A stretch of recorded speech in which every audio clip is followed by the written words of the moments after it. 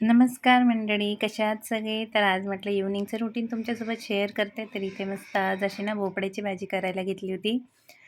भोपळा म्हणजे गंगाफळ, आमच्या इथे तर त्याला गंगाफळच म्हणतात. तुमच्या इथे काय म्हणतात नक्की कमेंट करून सांगा. मस्त अशी छान गंगाफळची भाजी करत होती आणि मस्त असं फक्त ठेचा वाटूनच केलं होतं, म्हणजे ठेचा कुटून घेतला होता आणि त्याच्यातच बनवत होती. इथे मस्त भरपूरशी कोथिंबीर टाका आणि राई जिऱ्याची आणि कढीपत्त्याची फोडणी द्या. खूप छान आणि अशी टेस्टी मस्त अशी भाजी होते.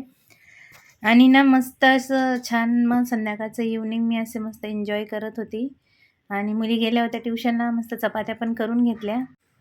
आणि म्हटलं आपण ना आयुष्यात अनेक भूमिका निभावत असतो. सगळ्यासाठी वेळ देताना कधी-कधी आपली स्वतःची स्वप्ने मागे पडतात. पण स्वप्न थांबून म्हणून ते संपत नाही. एखादं छोटंसं पाऊल आज उचललेला तरी आपल्या उद्याच्या मोठ्या बदलाची सुरुवात असू शकते. म्हणून तुमचं एखादी स्वप्न अजून मनात असेल तर त्याला पुन्हा एकदा संधी द्या. तुमची एक छोटी स्वप्न काय आहे कमेंटमध्ये मला नक्की सांगा. कदाचित आपण सगळे मिळून एकमेकांना प्रेरणा देऊ. तर कसे वाटतात तुम्हाला माझे विचार नक्की सांगा. म्हटलं थोडंसं असं काहीतरी आपलं नवीन काहीतरी शेअर करते तुमच्यासोबत.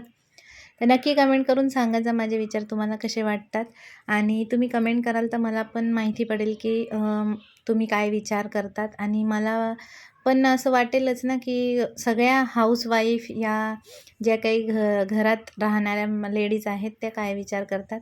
तर असं होता छोटासा व्लॉग. कसा वाटला नक्की कमेंट करून सांगा. म्हटलं थोडेसे नवीन काहीतरी विचार तुमच्यासोबत शेअर करते. तर असा होता आजचा व्लॉग. चला मग बाय. श्री स्वामी समर्थ.